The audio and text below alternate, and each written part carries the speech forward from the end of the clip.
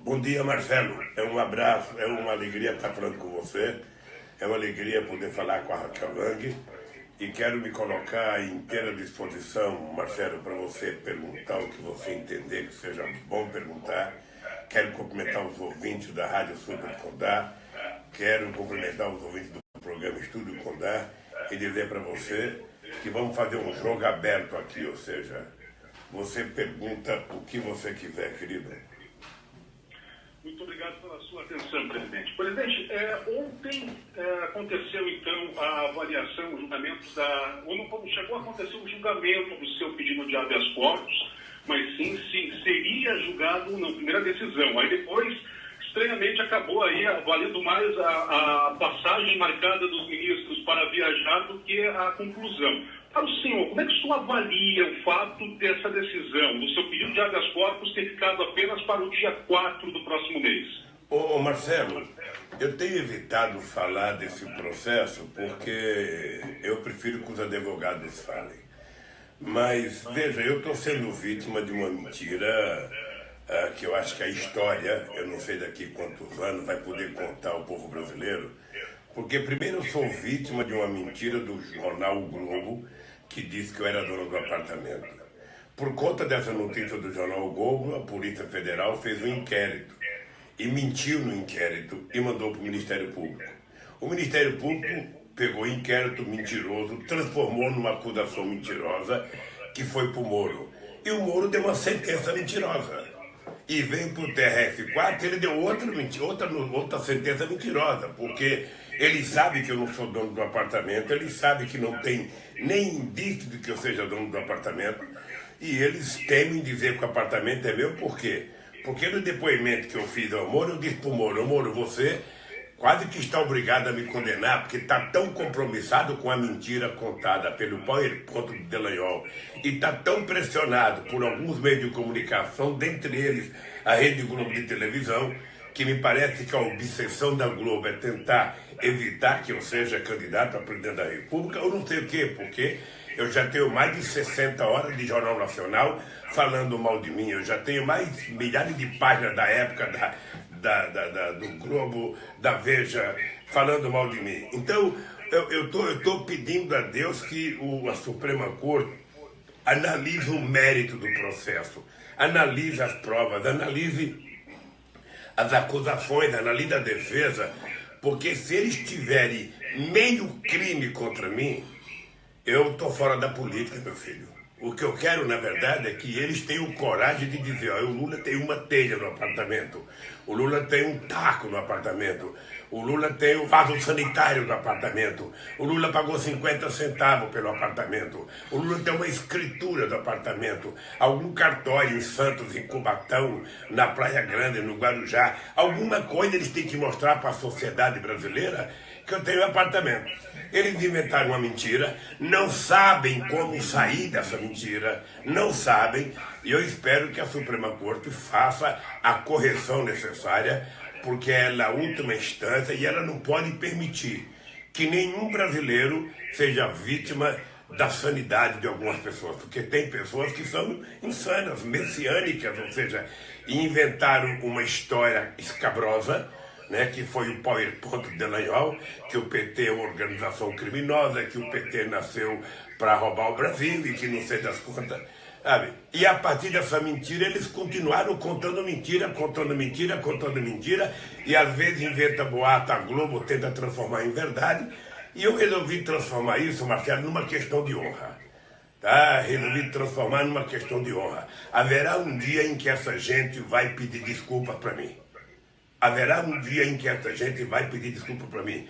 Porque na hora que o Ministério Público funcionar com seriedade, o Delanhol já deveria ter sido exonerado. Ninguém pode estar numa instituição forte como está o Delanhol e abusar da autoridade como ele abusa, mentir como ele mente, inventar como ele inventa. Não é possível. Assim o Brasil não tem segurança. E é por isso que eu estou brigando e estou na expectativa que a Suprema Corte analise o mérito do processo. Entre realmente, sabe, dentro do processo para saber a quantidade de mentiras que já foi contada. Isso me deixa indignado, um homem que tem 50 anos de vida política, tem uma história no movimento sindical, já fui investigado durante 5 eleições que eu participei, já perdi 3 eleições e eu fiquei quieto e não contestei e me preparei para outra. Não pode ficar vendo um moleque me chamar de ladrão. Isso me revolta, me revolta. Eu tenho um filho, tenho um neto, tenho um bisneto e eu não posso me conformar. Daí porque a minha indignação contra a quantidade de mentiras que já foi contada a meu respeito.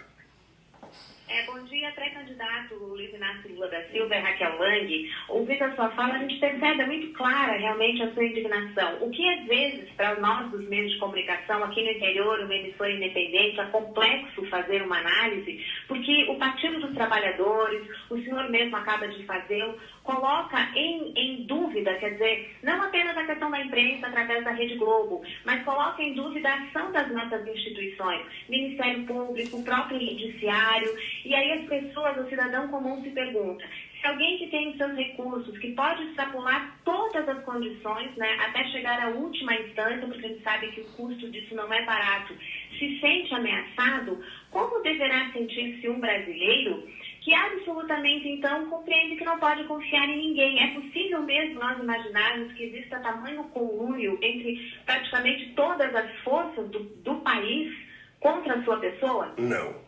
Não, eu não falei de todas as forças, eu falei, e quando eu falo do Ministério Público, eu falo da força-tarefa da Lava Jato na Polícia Federal, da força-tarefa da Lava Jato no Ministério Público e do comportamento do Moro.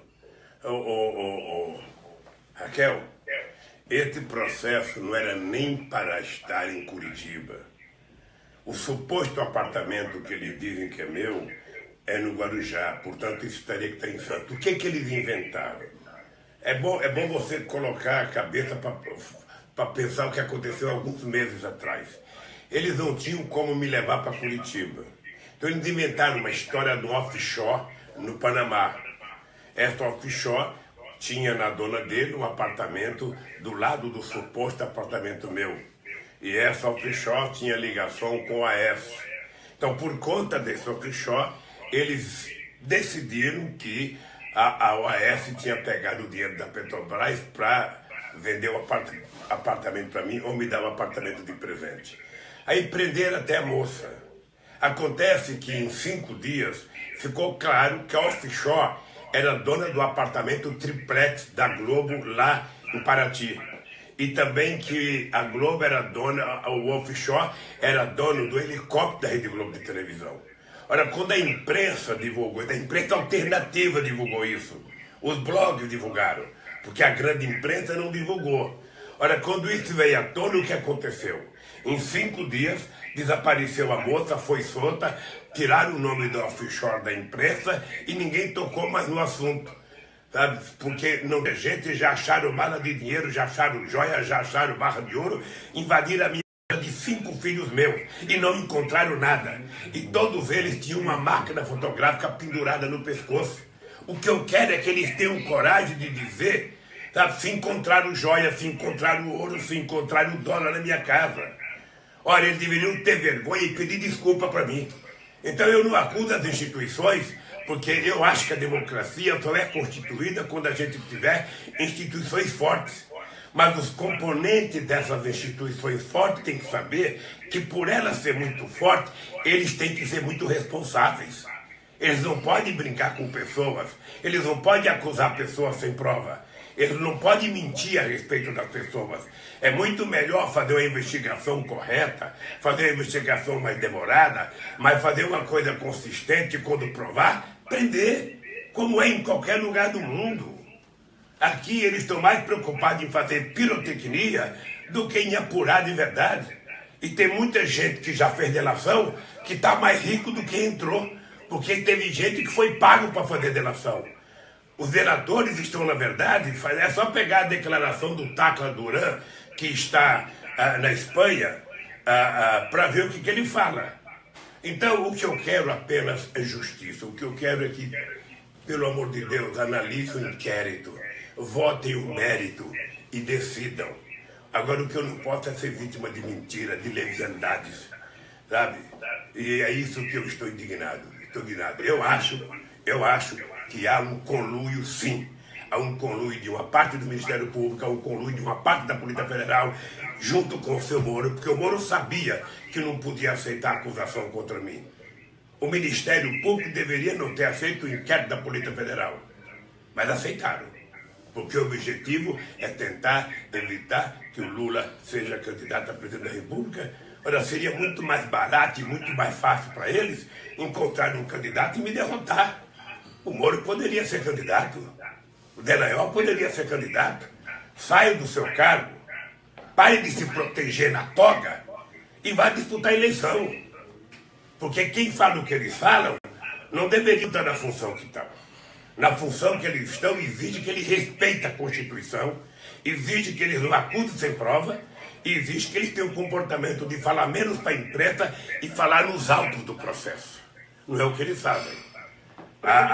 A imprensa sabe da notícia antes dos advogados de defesa. Então, eu quero tentar corrigir essa deformação do comportamento de algumas pessoas do Ministério Público, do Poder Judiciário e da Polícia Federal. Bom, o senhor está realizando agora essa caravana aí por todo o Brasil, chega agora aí, passou pelo Rio Grande do Sul, vem a Santa Catarina, depois vai ao Paraná. E essa movimentação, o senhor realmente está fazendo essa movimentação como um pré-candidato, ou seja, porque ainda tem essa discussão também a respeito da lei da ficha limpa, se o senhor pode ser candidato ou não. Mas essa mobilização sua, essa movimentação, esse contato com as pessoas, é um contato de pré-candidato ou é um contato de uma liderança que mais para frente poderá ser um cabo eleitoral, por exemplo, do Fernando Haddad? Como é que o senhor está, qual a organização, né, dessa caravana no sentido de apresentá-lo como pré-candidato ou como um cabo eleitoral de um futuro nome do PT na eleição? Não, seria melhor, Marcelo, me apresentar como um cidadão brasileiro preocupado em conhecer o Brasil. Eu aprendi na campanha de 1989 que nenhum candidato a presidente conhece o Brasil. O que os caras conhecem é assim: a gente pega um avião aonde a gente mora, vai para um aeroporto, desce do aeroporto, vai para um palanque, sai do palanque, volta para o aeroporto, e assim é uma campanha política. Quando eu fui derrotado em 89, eu resolvi conhecer o Brasil. E resolvi começar a caravana com o trajeto que eu fiz quando eu tinha 7 anos de idade, de Pernambuco até São Paulo. Eu percorri nas caravanas entre 92, 93 e 94, eu percorri 91 mil quilômetros de carro, de ônibus, de trem e de barco, porque eu queria conhecer as entranhas do Brasil. E essa caravana que eu decidi agora, veja, se ela fosse eleitoral, eu não teria feito a região que eu fiz no Rio Grande do Sul. Eu fui na região demograficamente menos habitada no Rio Grande do Sul. Tem mais gado e mais cavalo do que gente. E eu fui por quê? Porque era uma região que eu conhecia pouco. E eu queria primeiro ter encontro com o Pepe Mujica na cidade, na divisa do Uruguai com o Brasil, entre Rivera e Livramento. Tá? Tivemos uma boa conversa. Depois eu tinha que passar em Bagé, porque fui eu que criei a Unipampa dia 27 de julho de 2005, que nós fizemos um ato lá com mais de 40 mil pessoas para criar a Unipampa. E a Unipampa hoje tem 10 campi funcionando em todo o interior do Rio Grande do Sul. Depois eu queria conhecer, não poderia deixar de passar, nos IFETs que nós construímos. Então, eu também não poderia fazer uma caravana sul e não passar na região de Chapecó, não conhecer a pequena agricultura no estado de Santa Catarina e não ir a Florianópolis até para prestar solidariedade à autonomia universitária depois da sacanagem que fizeram com o reitor. Agora mesmo, Marcelo, em Passo Fundo, um representante do Ministério Público entrou com a denúncia contra o reitor, dizendo que eu queria visitar a universidade. Fui eu que fiz a universidade de medicina na região, e eu queria visitar a universidade, e ele entrou acusando o reitor, ameaçando o reitor. Graças a Deus, a gente ontem entrou com o ex-procurador Eugênio Aragão, que hoje é advogado do PT, e o juiz de Passo Fundo deu autorização para que nós pudéssemos entrar na universidade, dizendo que o procurador exorbitou das suas funções. Então, o que eu posso dizer, Marcelo? Essa caravana, na verdade, é para ter um reconhecimento das coisas que foram feitas nesse país. E eu fico muito triste porque as pessoas estão perdendo as conquistas que tiveram.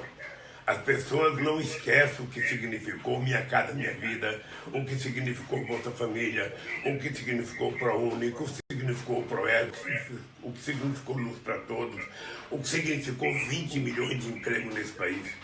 Então eu estou andando para tentar mostrar que ninguém pode desanimar. É hora de levantar a cabeça, a gente pode reconstruir esse país. Dentro disso que o senhor está falando, mas ainda tentando olhar o cenário, né?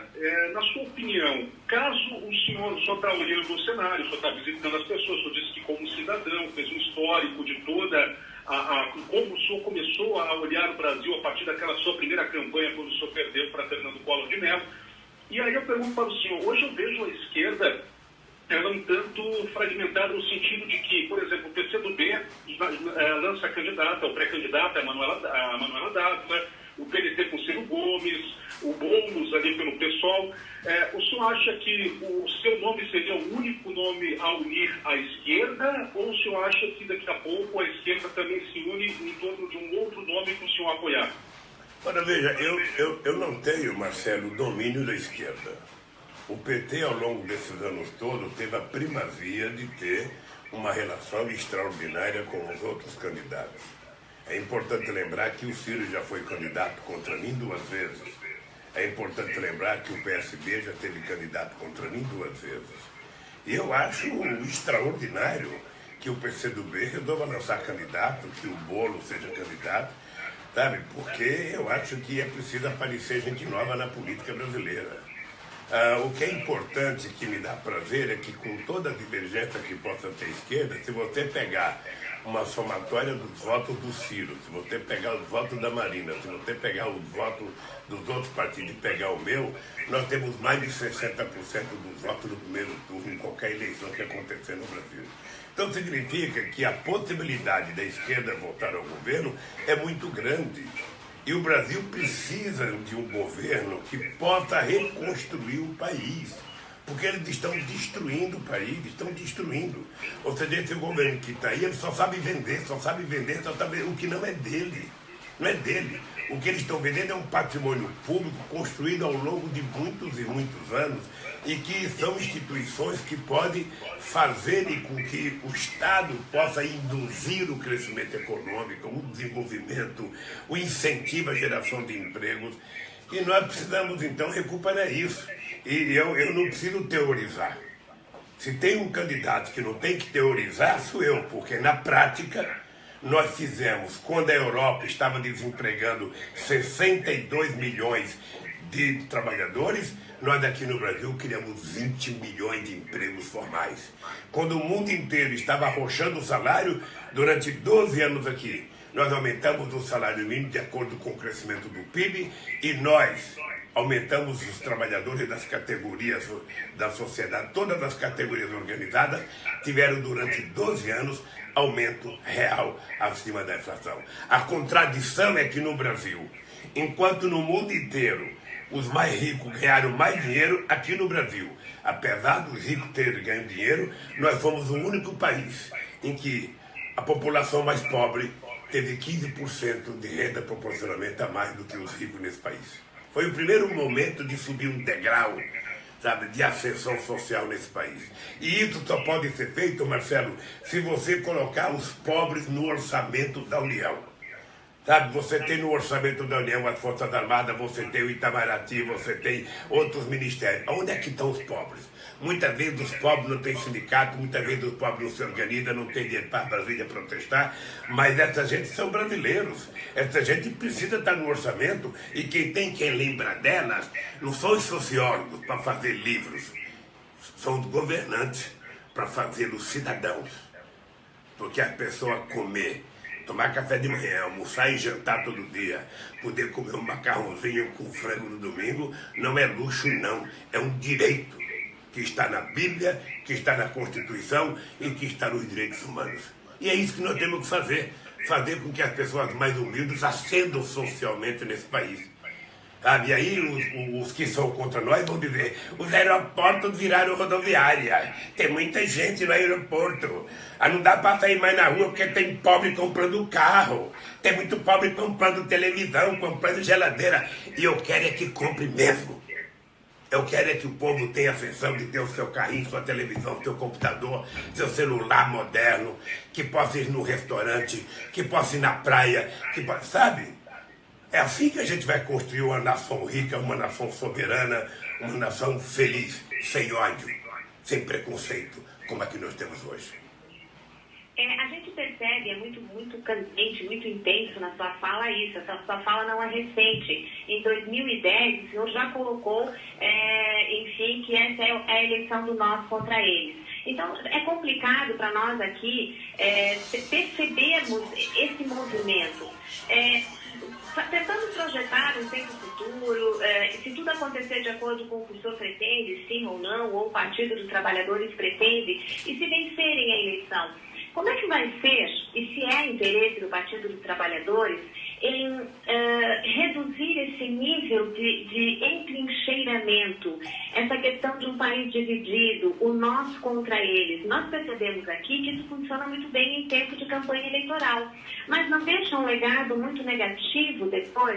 O entendimento, por exemplo, a sua fala foi muito criticada na sua passagem agora pelos municípios do Rio Grande do Sul, dizendo, olha, para alguns produtores rurais, eu vou aqui em cima das repercussões da sua passagem. É o maior prazer, talvez, do produtor, primeiro, pegar o financiamento, e segundo, é não pagar. Essas falas contundentes, passado o período eleitoral, elas confirmam diferenças, elas são baseadas em sublinhar, em enfatizar as diferenças. Se ganharem a eleição, independentemente da candidatura, é interessante governar um país com esse nível de conflagramento, de entrincheiramento? É possível falar em união, em paz social ou não? Isso seria talvez um sonho para quem ainda se permite sonhar, uma ilusão. Raquel, você, eu não sei, 8 anos atrás, do que você fazia no Brasil, que você, pela fotografia, parece muito nova. Mas você tem que lembrar que quando eu deixei a presidência da República em 2010, eu tinha 87% de bom e ótimo, 10% de regular e 3% de Rio Expresso. Diferente do presidente hoje, que tem 95%. Eu sou a testemunha viva de que é possível unificar esse país. Eu te digo de coração, Raquel, eu duvido que em algum momento da história do Brasil os empresários foram tão respeitados por qualquer presidente, mais do que foram para mim. Eu duvido que as empresas ganharam tanto dinheiro como ganharam no meu governo. Eu vou te contar um exemplo. Nesse país, Raquel, um presidente da República nunca teve a coragem de receber reitores, quando muito recebiam um. E eu, durante 8 anos de mandato, eu fiz reuniões com todos os reitores das universidades e com todos os reitores do IFET para discutir educação nesse país. E é importante lembrar que o ódio estabelecido nesse país começou com as marchas e as passeatas de 2013. Ali começou o processo de desencadear o ódio nesse país. Depois da eleição da Dilma com o Aécio foi uma pessoa que plantou vento e está colhendo tempestade. Ele pregou a mentira, ele pregou o ódio. Raquel, você pergunta para o teu pai se você é muito nova, que você vai perceber que eu perdi 89, eu perdi 94, eu perdi 98. Nunca foi estimulado o ódio nesse país. Eu me preparei para ganhar. Eu ganhei as eleições, muita gente queria que eu fosse investigar o governo Fernando Henrique Cardoso, e eu disse, eu não fui eleito para investigar o Fernando Henrique Cardoso, eu fui eleito para governar o Brasil, e o mandato é muito curto, e eu quero acabar com a fome, que foi o resultado da minha com o terrorismo. Eu falei, Bush, deixa eu lhe contar uma coisa, eu não conheço Saddam Hussein, eu nunca fui no Iraque. O Iraque fica a mais de 14 mil quilômetros do Brasil. A minha guerra não é contra o Iraque, a minha guerra é contra a fome no Brasil, e eu vou acabar com a fome. Eu vou acabar com a fome. Todo brasileiro vai ter direito de tomar café, almoçar e jantar.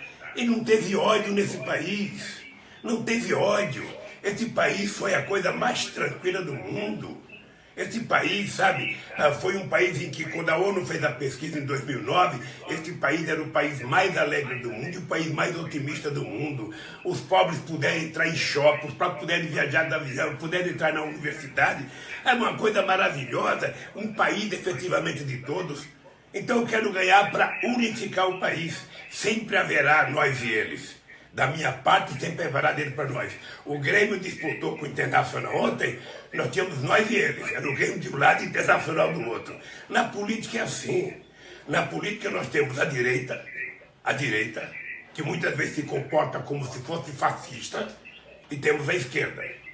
Tá? E você sabe que eu nunca tive orgulho de ficar com carimbo na testa do que eu era. Eu sou um cidadão brasileiro, sabe, que vivi 27 anos dentro do chão da fábrica, aprendi a conviver com o trabalhador brasileiro, perdi 4 eleições, porque uma foi para governador, e aprendi que quando eu chegasse no governo, eu tinha que fazer um bom governo. E fiz o melhor governo que o presidente já fez na história desse país. É por isso que até hoje, qualquer pesquisa de opinião pública que se faça e pergunte qual foi o melhor presidente do Brasil, você vai ter o Lula com mais de 50% e vai ter o segundo com 8%. Então isso é trabalho. Eu duvido que tenha um empresário que diga que o Lula alguma vez ofendeu o empresário. Agora, o que eu não posso, Raquel, é ir para o Rio Grande do Sul, dentro do meu país, e alguns usineiros resolverem colocar carreta para dizer que o Lula não ia entrar em São Borja, que o Lula não ia entrar em Bagé. Olha, que absurdo é esse? Que século XXI é esse? Em que um cidadão se dá o luxo de dizer que 2 ex-presidentes da República não podem entrar numa cidade. Então você percebe que o radicalismo não é da nossa parte tem uma reação. Agora eu fui governo 8 anos, e as pessoas sabem como é que eu me comporto. Sabe, desde o trabalhador, desde o catador de material reciclável, até o morador de rua. Você não se esqueça, Raquel, que durante 8 anos da minha presidência, todo dia 23 de dezembro, eu tomava café da manhã com os moradores de rua no centro de São Paulo, para mostrar ao povo que eles eram brasileiros, eram cidadãos brasileiros que tinham direito e que mereciam o respeito do presidente da República. Então não digam que eu represento o ódio, porque se tem uma pessoa que representa a paz nesse país, sou eu. 2 perguntas para o senhor aqui sobre a questão da eleição.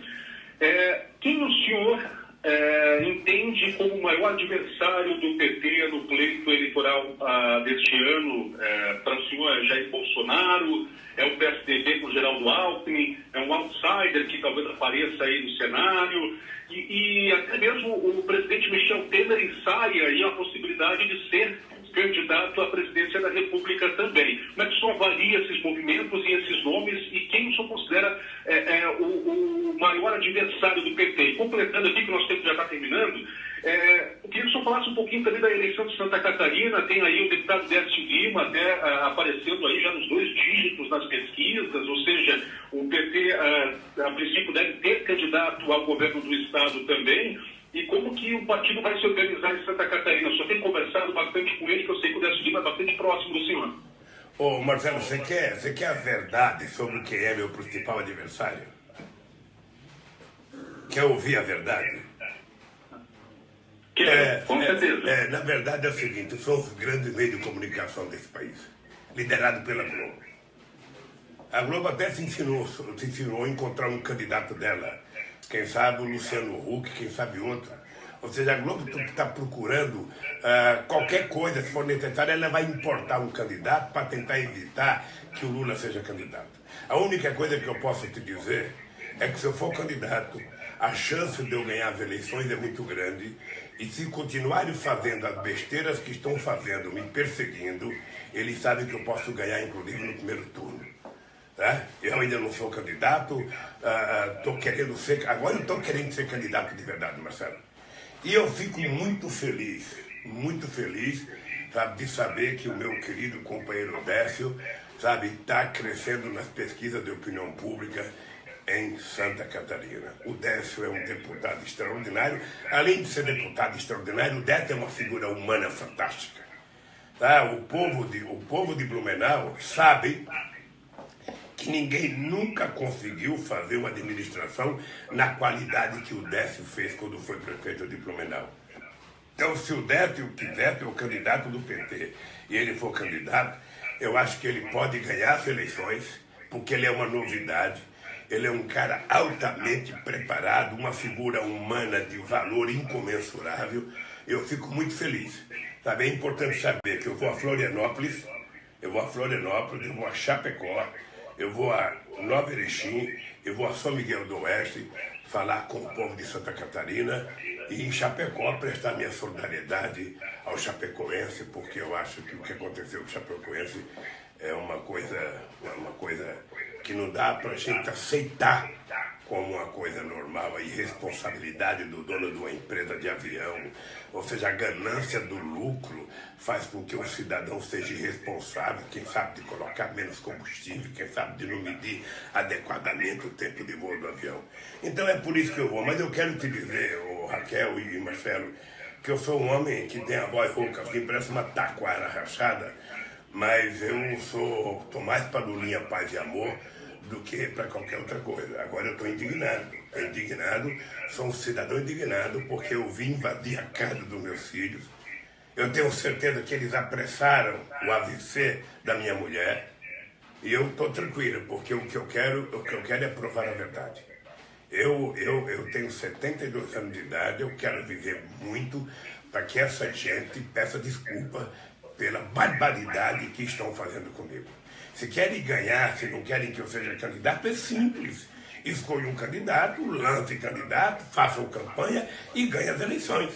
E se ganhar as eleições, eu vou acatar o resultado e vou ficar em casa quietinho.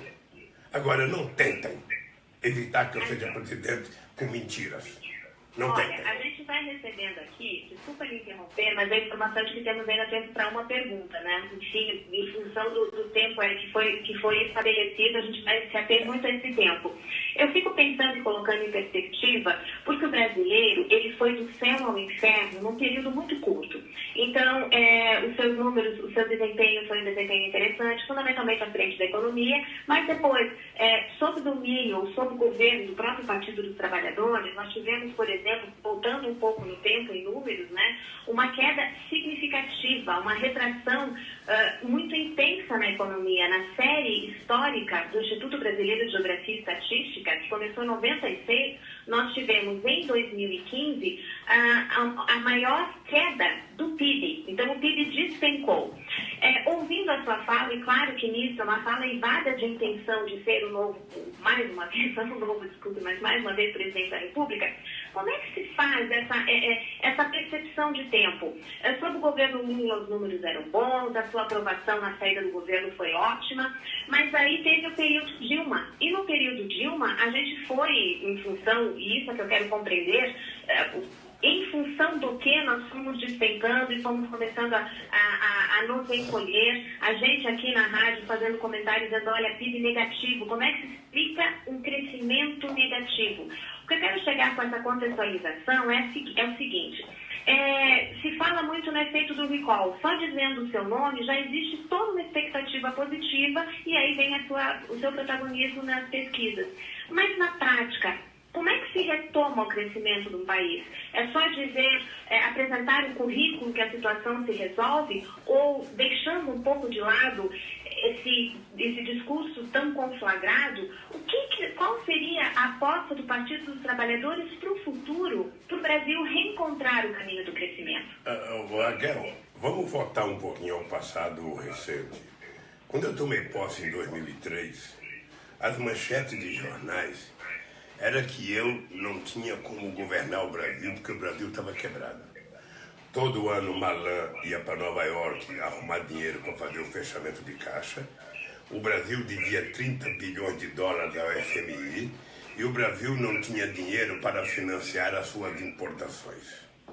Então, todo mundo, eu até brincava com os meus economistas que diziam que o Brasil estava quebrado, e eu falava, se o Brasil está quebrado, por que vocês querem que eu seja presidente?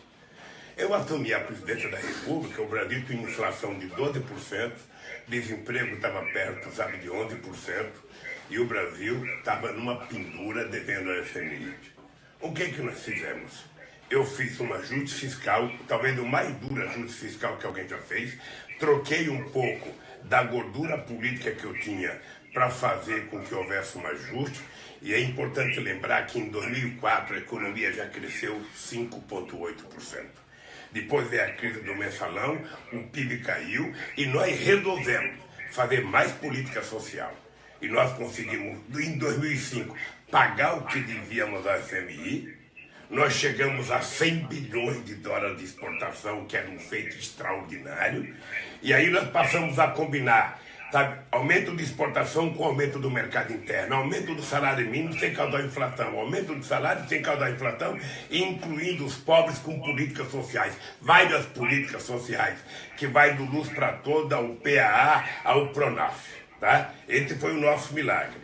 Olha o que aconteceu com a Dilma. Vamos ver, a Dilma, quando ganhou as eleições, em 2011 o PIB cresceu 3,9%. Em 2002 o PIB cresceu 2,9% ou 2,8%. Em 2013 começou as manifestações e começou a se criar um clima de ódio vai gerando um clima de desconfiança. O que a nossa companheira Dilma fez? A nossa companheira Dilma, ela disponibilizou nesse país de desoneração 528 bilhões de reais de 2011 a 2014, que nenhum empresário nunca veio a público agradecer. Nunca veio a público agradecer. Porque empresário é assim. Empresário vai no governo, pega 1 bilhão emprestado, quando sai que a empresa pergunta, e aí, está satisfeito? Não, não foi tudo que eu queria. Aí vai um trabalhador, pega 10 reais do Bolsa Família, ele agradece pro resto da vida. É isso que eu não me conformo. Então o que aconteceu com a Dilma é que em 2015, quando ela tentou fazer um ajuste que o Fernando Henrique Cardoso fez em 99, porque você sabe que em 99 o Brasil quebrou 2 vezes, e o Fernando Henrique Cardoso mandou um ajuste para o Congresso Nacional, e quem era o presidente da Câmara era o Temer, que queria aprovar as coisas do Fernando Henrique Cardoso. Quem era o presidente da Câmara em 2015 para Dilma? Era o Eduardo Cunha, que tudo que a Dilma mandava, ele não queria aprovar. Aí é uma das razões da crise. A Dilma mandou muitas reformas para o Congresso e não foi aprovada nenhuma, porque o Eduardo Cunha não queria votar. Essa é uma diferença básica. O Fernando Henrique Cardoso, na crise de 99, tinha o Temer querendo aprovar e a Dilma tinha o Eduardo Cunha não querendo aprovar. Tá? Além do que, houve equívocos nossos e houve um aumento da crise. Raquel, só a quebra do Lehman Brothers já consumiu mais de 14 trilhões de dólares e a crise não foi resolvida. 14 trilhões de dólares. Imagina se esse dinheiro fosse aplicado para o desenvolvimento dos países pobres. Ou seja, teve-se a preocupação de gastar 14 trilhões de dólares para resolver o problema dos bancos e não teve-se a mesma preocupação para distribuir casa com a crise do subprime. Então, querida, a gente pode fazer o Brasil voltar a crescer. Eu tenho a chave. Eu tenho a chave que é simples. É o pobre voltar a participar do orçamento e o Estado tem que ser o indutor da economia. E para isso você tem que ter um presidente que tenha credibilidade. Você sabe que na sua casa, se o seu pai tiver credibilidade da família, o que ele falar, vocês cumprem. Agora, se ele não tiver credibilidade, o que ele falar, vocês podem até balançar a cabeça concordando, mas não farão nada do que ele disser. O governo é a mesma coisa. Um governo ele tem que ter muita credibilidade. E quando ele falar, as pessoas precisam acreditar. Você está lembrada que dia 22 de dezembro de 2008, eu fui para a televisão pedir para o povo consumir? Você sabe por que eu fui? Porque tinha manchete no mundo inteiro que o povo não estava consumindo porque não queria fazer dívida com medo de perder o emprego. Eu fui na televisão num pronunciamento de 8 minutos para dizer, olha, é verdade que tem uma crise, é verdade que tem desemprego, mas se você não comprar, a chance do desemprego aumentar é muito grande. Então você vai comprar com muita responsabilidade, não faça dívida que você não pode pagar, mas compre, porque é o único jeito de manter a economia ativa. Sabe o milagre? O milagre é que a classe D e E consumiram mais do que a classe A e B. Bom dia, Marcelo. É um abraço, é uma alegria estar falando com você. É uma alegria poder falar com a Raquel Lang. E quero me colocar à inteira disposição, Marcelo, para você perguntar o que você entender que seja bom perguntar. Quero cumprimentar os ouvintes da Rádio Super Condá. Quero cumprimentar os ouvintes do programa Estúdio Condá e dizer para você que vamos fazer um jogo aberto aqui, ou seja, você pergunta o que você quiser, querido.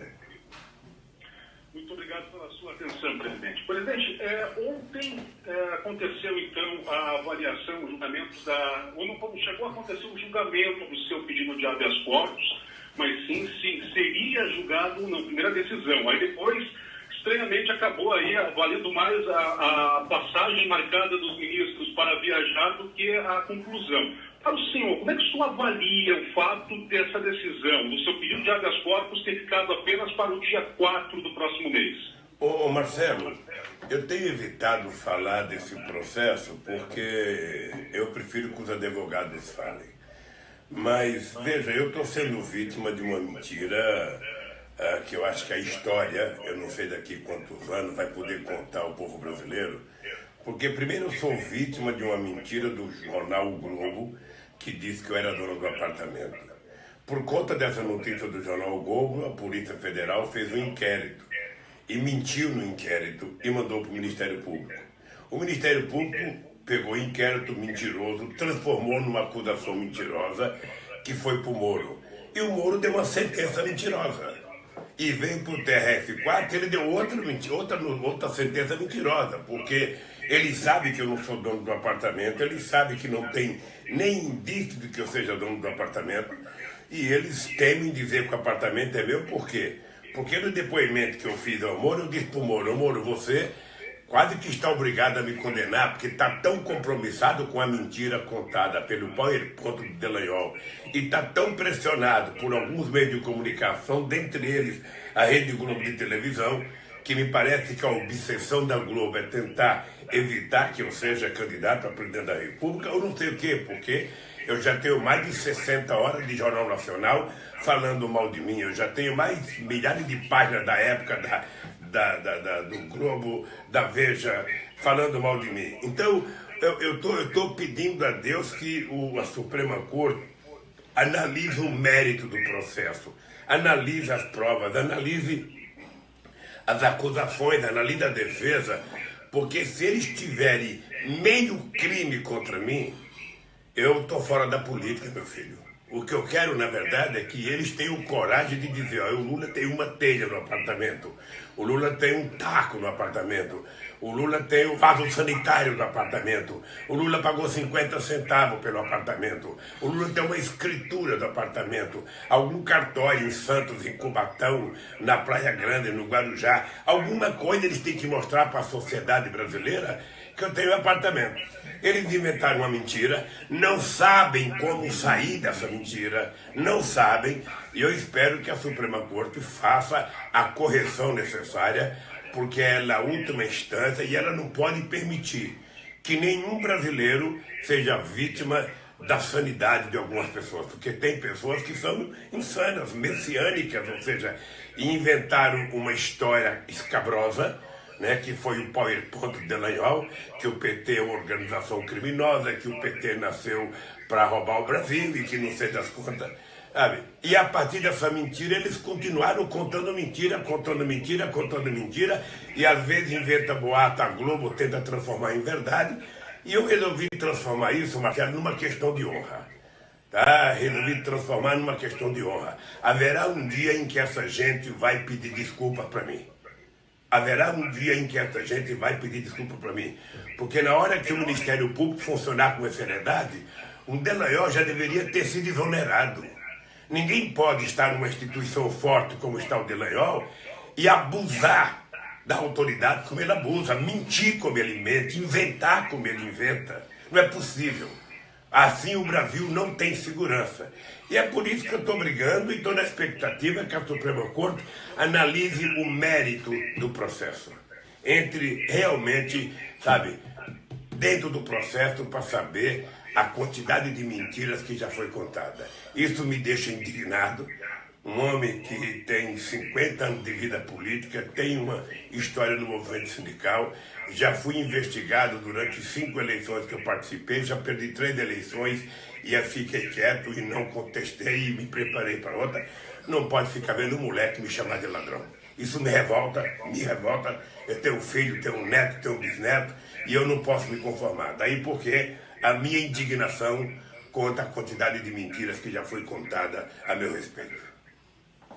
Bom dia, pré-candidato Luiz Inácio Lula da Silva e Raquel Lang. Ouvindo a sua fala, a gente percebe muito clara realmente a sua indignação. O que às vezes, para nós dos meios de comunicação, aqui no interior, uma emissora independente, é complexo fazer uma análise, porque o Partido dos Trabalhadores, o senhor mesmo acaba de fazer, coloca em dúvida, quer dizer, não apenas a questão da imprensa através da Rede Globo, mas coloca em dúvida a ação das nossas instituições, Ministério Público, o próprio Judiciário, e aí as pessoas, o cidadão comum se pergunta, se alguém que tem seus recursos, que pode extrapolar todas as condições, né, até chegar à última instância, porque a gente sabe que o custo disso não é barato, se sente ameaçado, como deverá sentir-se um brasileiro que absolutamente, então, compreende que não pode confiar em ninguém? É possível mesmo nós imaginarmos que exista tamanho conluio entre praticamente todas as forças do país contra a sua pessoa?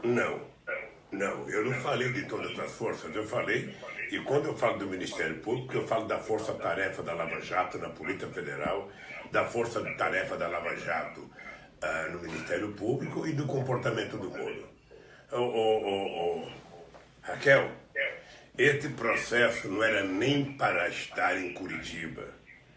O suposto apartamento que eles dizem que é meu é no Guarujá, portanto isso teria que estar em Santos. O que eles inventaram?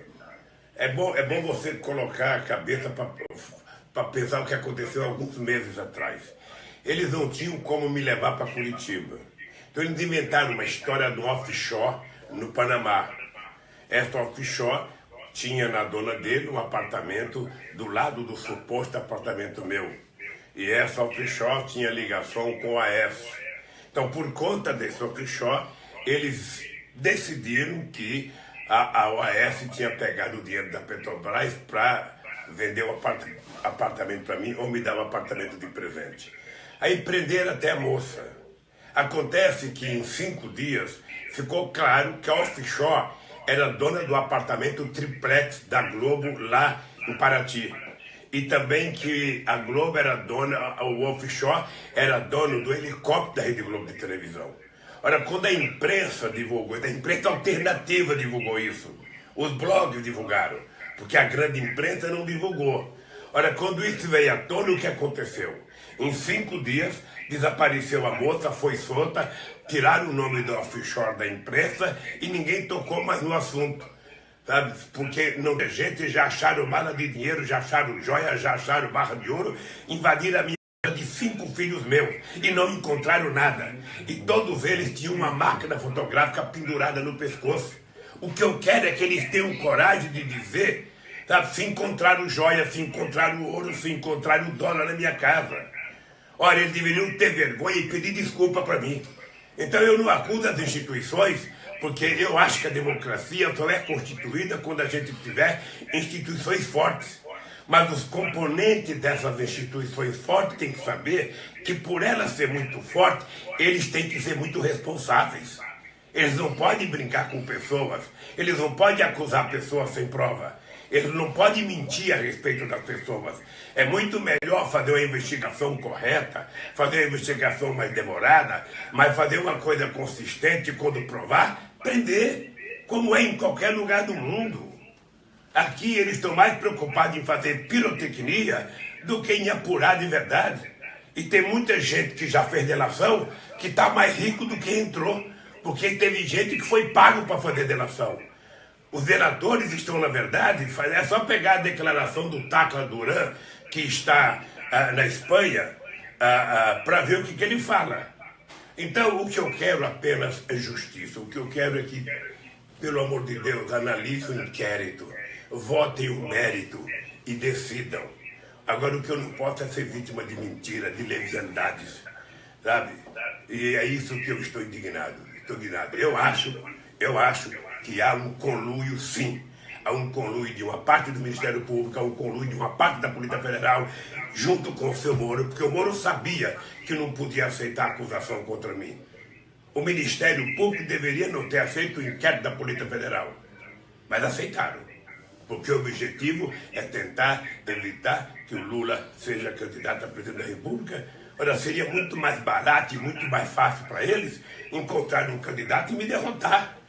O Moro poderia ser candidato, o Dallagnol poderia ser candidato. Saia do seu cargo, pare de se proteger na toga e vá disputar a eleição. Porque quem fala o que eles falam não deveriam estar na função que estão. Na função que eles estão, exige que eles respeitem a Constituição, exige que eles não acusem sem prova, e exige que eles tenham um comportamento de falar menos para a imprensa e falar nos autos do processo. Não é o que eles fazem. A imprensa sabe da notícia antes dos advogados de defesa. Então, eu quero tentar corrigir essa deformação do comportamento de algumas pessoas do Ministério Público, do Poder Judiciário e da Polícia Federal. Bom, o senhor está realizando agora essa caravana aí por todo o Brasil, chega agora aí, passou pelo Rio Grande do Sul, vem a Santa Catarina, depois vai ao Paraná. E essa movimentação, o senhor realmente está fazendo essa movimentação como um pré-candidato, ou seja, porque ainda tem essa discussão também a respeito da lei da ficha limpa, se o senhor pode ser candidato ou não. Mas essa mobilização sua, essa movimentação, esse contato com as pessoas, é um contato de pré-candidato ou é um contato de uma liderança que mais para frente poderá ser um cabo eleitoral, por exemplo, do Fernando Haddad? Como é que o senhor está, qual a organização, né, dessa caravana no sentido de apresentá-lo como pré-candidato ou como um cabo eleitoral de um futuro nome do PT na eleição? Não, seria melhor, Marcelo, me apresentar como um cidadão brasileiro preocupado em conhecer o Brasil.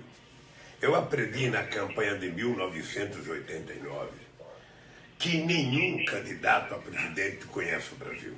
O que os caras conhecem é assim: a gente pega um avião onde a gente mora, vai para um aeroporto, desce do aeroporto, vai para o palanque, sai do palanque, volta para o aeroporto, e assim é uma campanha política. Quando eu fui derrotado em 89, eu resolvi conhecer o Brasil.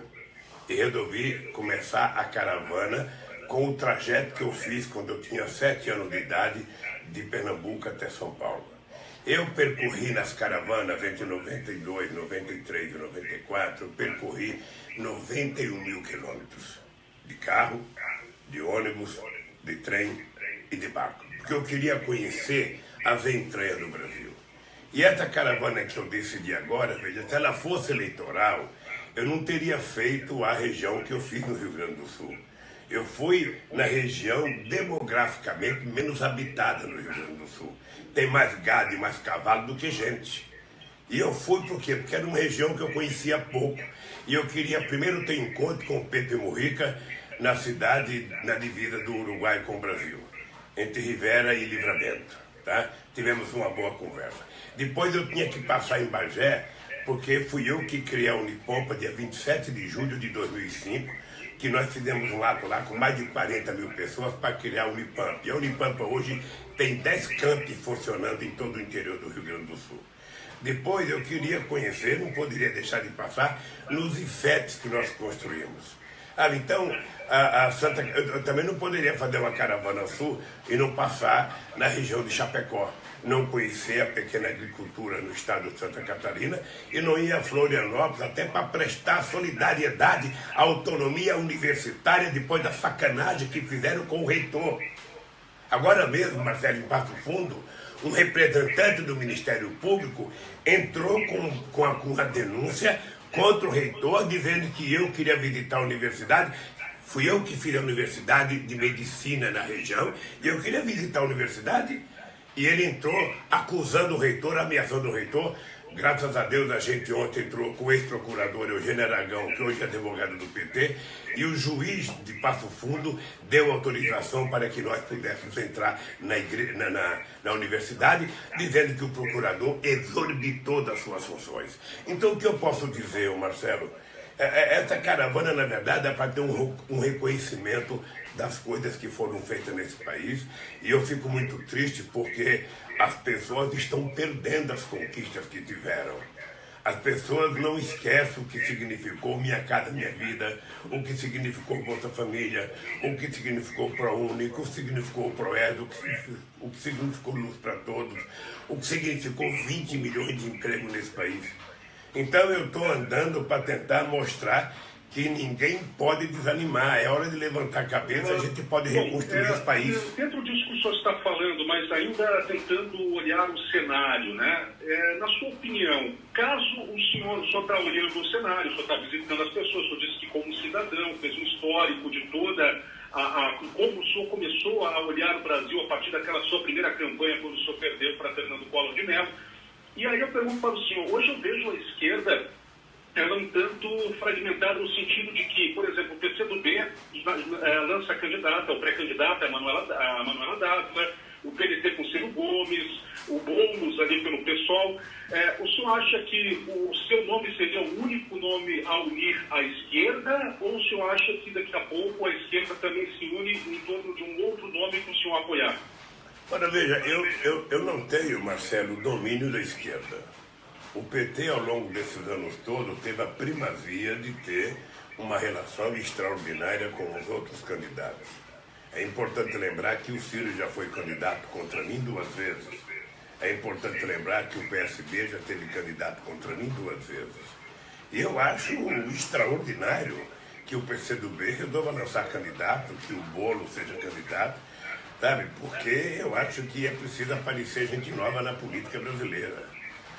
O que é importante, que me dá prazer, é que com toda a divergência que possa ter esquerda, se você pegar uma somatória dos votos do Ciro, se você pegar os votos da Marina, se você pegar os votos dos outros partidos e pegar o meu, nós temos mais de 60% dos votos no primeiro turno em qualquer eleição que acontecer no Brasil.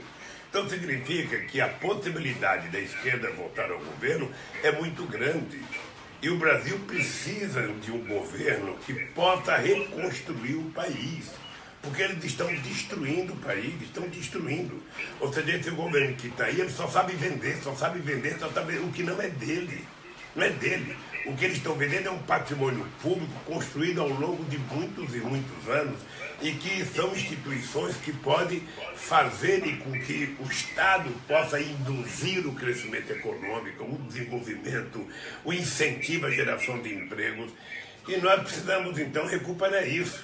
E eu não preciso teorizar. Se tem um candidato que não tem que teorizar, sou eu, porque na prática nós fizemos, quando a Europa estava desempregando 62 milhões de trabalhadores, nós aqui no Brasil criamos 20 milhões de empregos formais. Quando o mundo inteiro estava arrochando o salário, durante 12 anos aqui, nós aumentamos o salário mínimo de acordo com o crescimento do PIB e nós aumentamos os trabalhadores das categorias da sociedade, todas as categorias organizadas tiveram durante 12 anos aumento real acima da inflação. A contradição é que no Brasil, enquanto no mundo inteiro os mais ricos ganharam mais dinheiro, aqui no Brasil, apesar dos ricos terem ganho dinheiro, nós fomos o único país em que a população mais pobre teve 15% de renda proporcionalmente a mais do que os ricos nesse país. Foi o primeiro momento de subir um degrau, sabe, de ascensão social nesse país. E isso só pode ser feito, Marcelo, se você colocar os pobres no orçamento da União. Sabe, você tem no orçamento da União as Forças Armadas, você tem o Itamaraty, você tem outros ministérios. Onde é que estão os pobres? Muitas vezes os pobres não têm sindicato, muitas vezes os pobres não se organizam, não tem dinheiro para Brasília protestar, mas essa gente são brasileiros. Essa gente precisa estar no orçamento e quem lembra delas não são os sociólogos para fazer livros, são os governantes para fazer os cidadãos. Porque a pessoa comer, tomar café de manhã, almoçar e jantar todo dia, poder comer um macarrãozinho com frango no domingo, não é luxo não, é um direito que está na Bíblia, que está na Constituição e que está nos direitos humanos. E é isso que nós temos que fazer com que as pessoas mais humildes ascendam socialmente nesse país. Sabe? E aí os que são contra nós vão dizer, os aeroportos viraram rodoviária, tem muita gente no aeroporto, não dá para sair mais na rua porque tem pobre comprando carro, tem muito pobre comprando televisão, comprando geladeira, e eu quero é que compre mesmo. Eu quero é que o povo tenha a sensação de ter o seu carrinho, sua televisão, seu computador, seu celular moderno, que possa ir no restaurante, que possa ir na praia, que possa, sabe? É assim que a gente vai construir uma nação rica, uma nação soberana, uma nação feliz, sem ódio, sem preconceito, como a que nós temos hoje. A gente percebe, é muito candente, muito intenso na sua fala isso, essa sua fala não é recente. Em 2010, o senhor já colocou, enfim, que essa é a eleição do nós contra eles. Então, é complicado para nós aqui percebermos esse movimento. Tentando projetar um tempo futuro, se tudo acontecer de acordo com o que o senhor pretende, sim ou não, ou o Partido dos Trabalhadores pretende, e se vencerem a eleição, como é que vai ser, e se é interesse do Partido dos Trabalhadores, em reduzir esse nível de entrincheiramento, essa questão de um país dividido, o nós contra eles? Nós percebemos aqui que isso funciona muito bem em tempo de campanha eleitoral, mas não deixa um legado muito negativo depois? O entendimento, por exemplo, a sua fala foi muito criticada na sua passagem agora pelos municípios do Rio Grande do Sul, dizendo, olha, para alguns produtores rurais, eu vou aqui em cima das repercussões da sua passagem. É o maior prazer, talvez, do produtor, primeiro, pegar o financiamento, e segundo, é não pagar. Essas falas contundentes, passado o período eleitoral, elas confirmam diferenças, elas são baseadas em sublinhar, em enfatizar as diferenças. Se ganharem a eleição, independentemente da candidatura, é interessante governar um país com esse nível de conflagramento, de entrincheiramento? É possível falar em união, em paz social ou não? Isso seria talvez um sonho para quem ainda se permite sonhar, uma ilusão. Raquel, você, eu não sei, 8 anos atrás, do que você fazia no Brasil, que você, pela fotografia, parece muito nova. Mas você tem que lembrar que quando eu deixei a presidência da República em 2010, eu tinha 87% de bom e ótimo, 10% de regular e 3% de Rio Expresso. Diferente do presidente hoje, que tem 95%. Eu sou a testemunha viva de que é possível unificar esse país. Eu te digo de coração, Raquel, eu duvido que em algum momento da história do Brasil os empresários foram tão respeitados por qualquer presidente, mais do que foram para mim. Eu duvido que as empresas ganharam tanto dinheiro como ganharam no meu governo. Eu vou te contar um exemplo. Nesse país, Raquel, um presidente da República nunca teve a coragem de receber reitores, quando muito recebiam um. E eu, durante 8 anos de mandato, eu fiz reuniões com todos os reitores das universidades e com todos os reitores do IFET para discutir educação nesse país. E é importante lembrar que o ódio estabelecido nesse país começou com as marchas e as passeatas de 2013. Ali começou o processo de desencadear o ódio nesse país. Depois da eleição da Dilma com o Aécio foi uma pessoa que plantou vento e está colhendo tempestade. Ele pregou a mentira, ele pregou o ódio. Raquel, você pergunta para o teu pai se você é muito nova, que você vai perceber que eu perdi 89, eu perdi 94, eu perdi 98. Nunca foi estimulado o ódio nesse país. Eu me preparei para ganhar. Eu ganhei as eleições, muita gente queria que eu fosse investigar o governo Fernando Henrique Cardoso, e eu disse, eu não fui eleito para investigar o Fernando Henrique Cardoso, eu fui eleito para governar o Brasil, e o mandato é muito curto, e eu quero acabar com a fome, que foi o resultado da minha com o terrorismo. Eu falei, Bush, deixa eu lhe contar uma coisa, eu não conheço Saddam Hussein, eu nunca fui no Iraque. O Iraque fica a mais de 14 mil quilômetros do Brasil. A minha guerra não é contra o Iraque, a minha guerra é contra a fome no Brasil, e eu vou acabar com a fome. Eu vou acabar com a fome. Todo brasileiro vai ter direito de tomar café, almoçar e jantar. E não teve ódio nesse país. Não teve ódio. Esse país foi a coisa mais tranquila do mundo. Esse país, sabe, foi um país em que, quando a ONU fez a pesquisa em 2009, esse país era o país mais alegre do mundo e o país mais otimista do mundo. Os pobres puderam entrar em shopping, os pobres puderam viajar de avião, puderam entrar na universidade. Era uma coisa maravilhosa, um país efetivamente de todos. Então eu quero ganhar para unificar o país. Sempre haverá nós e eles. Da minha parte, sempre haverá dele para nós. O Grêmio disputou com o Internacional ontem, nós tínhamos nós e eles. Era o Grêmio de um lado e o Internacional do outro. Na política é assim. Na política nós temos a direita, que muitas vezes se comporta como se fosse fascista, e temos a esquerda. Tá? E você sabe que eu nunca tive orgulho de ficar com carimbo na testa do que eu era. Eu sou um cidadão brasileiro, sabe, que vivi 27 anos dentro do chão da fábrica, aprendi a conviver com o trabalhador brasileiro, perdi 4 eleições, porque uma foi para governador, e aprendi que quando eu chegasse no governo, eu tinha que fazer um bom governo. E fiz o melhor governo que o presidente já fez na história desse país. É por isso que até hoje, qualquer pesquisa de opinião pública que se faça e pergunte qual foi o melhor presidente do Brasil, você vai ter o Lula com mais de 50% e vai ter o segundo com 8%. Então isso é trabalho. Eu duvido que tenha um empresário que diga que o Lula alguma vez ofendeu o empresário.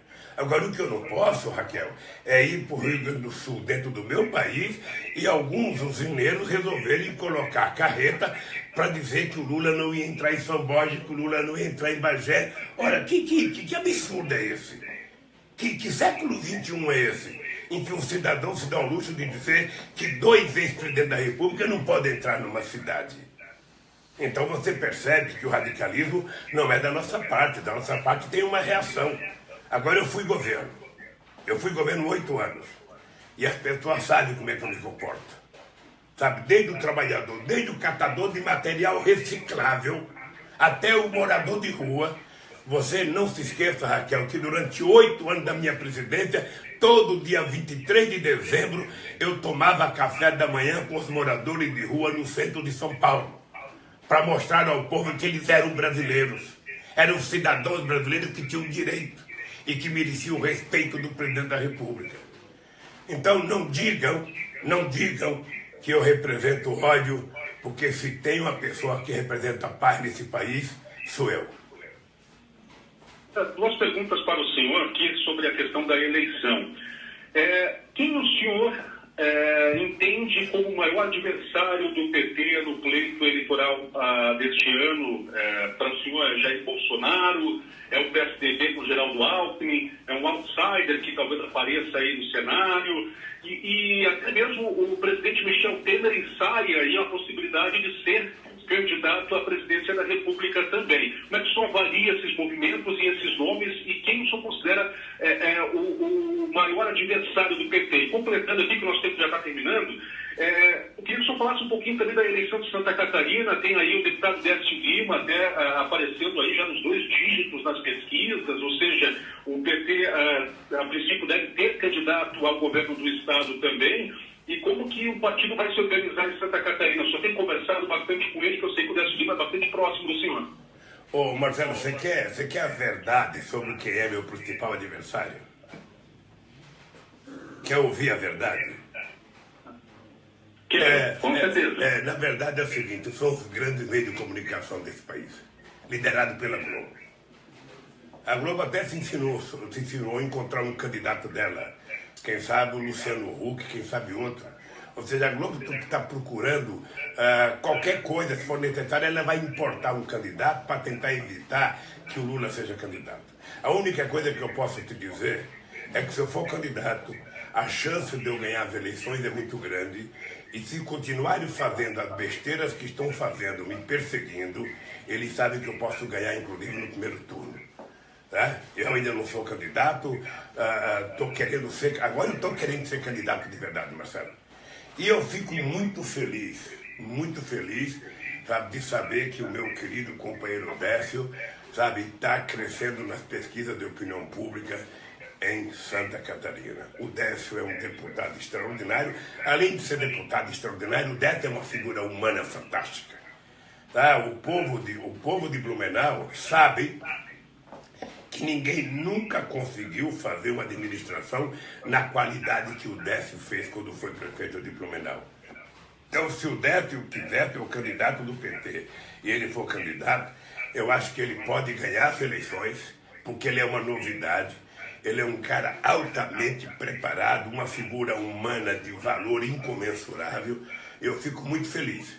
Sabe, é importante saber que eu vou a Florianópolis, eu vou a Chapecó, eu vou a Nova Erechim, eu vou a São Miguel do Oeste, falar com o povo de Santa Catarina e em Chapecó prestar minha solidariedade ao chapecoense, porque eu acho que o que aconteceu com o chapecoense é uma coisa que não dá para a gente aceitar como uma coisa normal, a irresponsabilidade do dono de uma empresa de avião, ou seja, a ganância do lucro faz com que um cidadão seja irresponsável, quem sabe de colocar menos combustível, quem sabe de não medir adequadamente o tempo de voo do avião. Então é por isso que eu vou, mas eu quero te dizer, Raquel e Marcelo, que eu sou um homem que tem a voz rouca, que parece uma taquara rachada, mas eu estou mais para Lulinha, Paz e Amor do que para qualquer outra coisa. Agora eu estou indignado, sou um cidadão indignado porque eu vim invadir a casa dos meus filhos. Eu tenho certeza que eles apressaram o AVC da minha mulher e eu estou tranquilo, porque o que eu quero é provar a verdade. Eu tenho 72 anos de idade, eu quero viver muito para que essa gente peça desculpa pela barbaridade que estão fazendo comigo. Se querem ganhar, se não querem que eu seja candidato, é simples. Escolha um candidato, lance candidato, façam campanha e ganhe as eleições. E se ganhar as eleições, eu vou acatar o resultado e vou ficar em casa quietinho. Agora, não tentem evitar que eu seja presidente com mentiras. Não tentem. Olha, a gente vai recebendo aqui, desculpa me interromper, mas a informação de que temos ainda tempo para uma pergunta, né? Enfim, em função do tempo que foi estabelecido, a gente vai se ater muito a esse tempo. Eu fico pensando e colocando em perspectiva, porque o brasileiro, ele foi do céu ao inferno num período muito curto.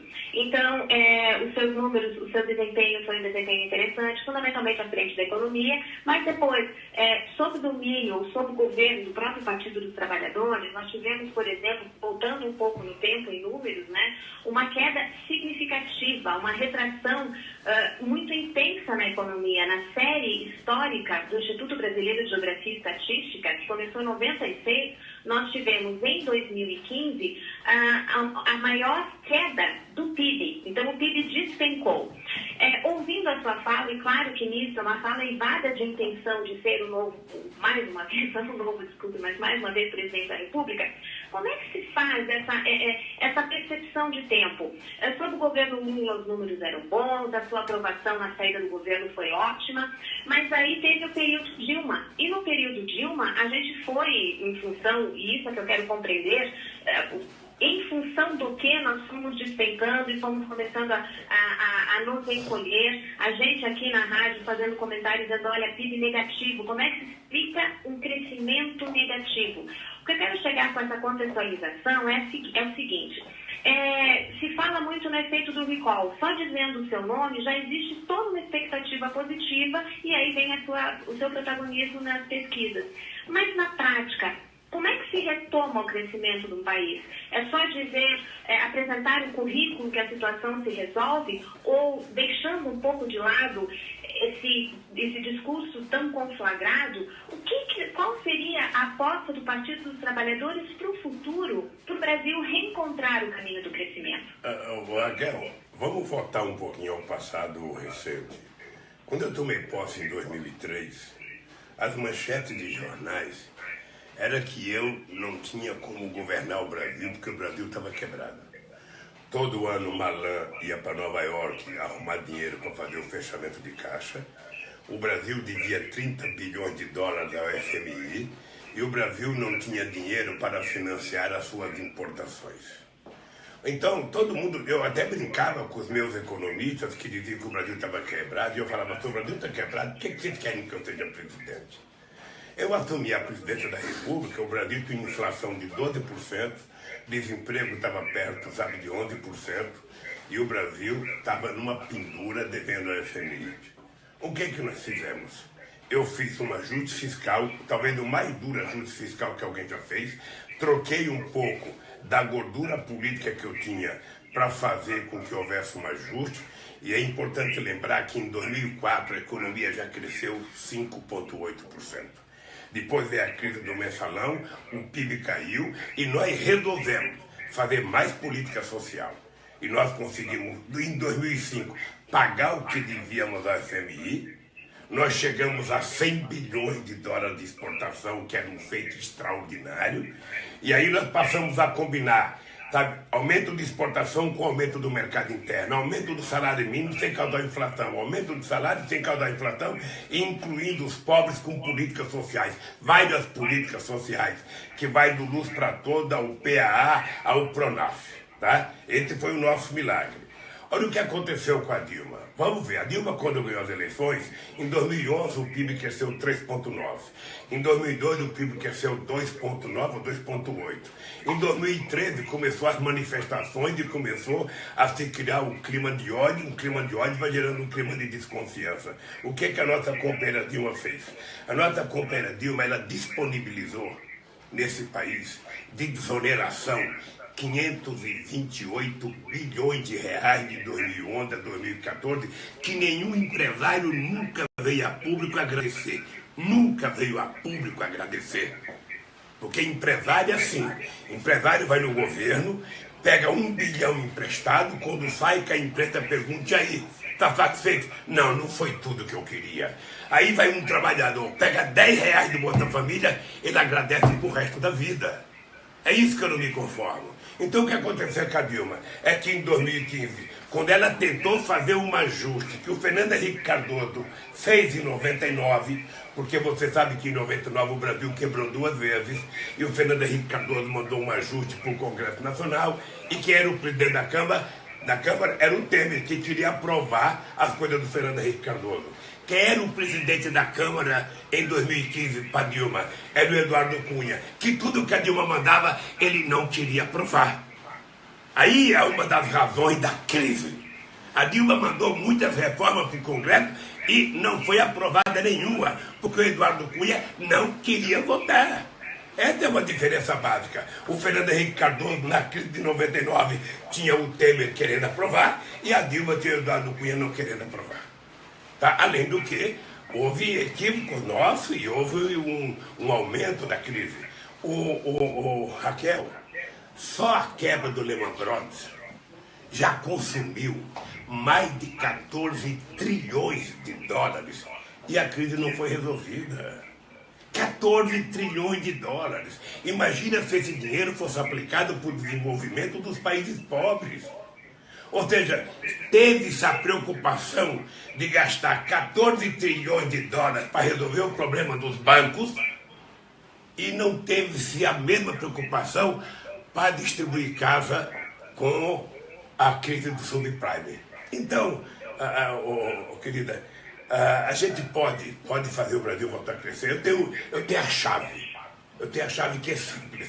É o pobre voltar a participar do orçamento e o Estado tem que ser o indutor da economia.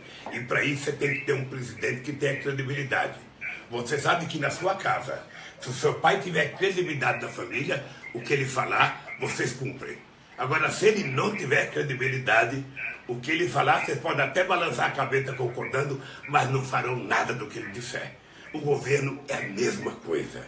Um governo ele tem que ter muita credibilidade. Quando ele falar, as pessoas precisam acreditar. Você está lembrada que dia 22 de dezembro de 2008, eu fui para a televisão pedir para o povo consumir? Você sabe por que eu fui? Porque tinha manchete no mundo inteiro que o povo não estava consumindo porque não queria fazer dívida com medo de perder o emprego. Eu fui na televisão num pronunciamento de 8 minutos para dizer, olha, é verdade que tem uma crise, é verdade que tem desemprego, mas se você não comprar, a chance do desemprego aumentar é muito grande.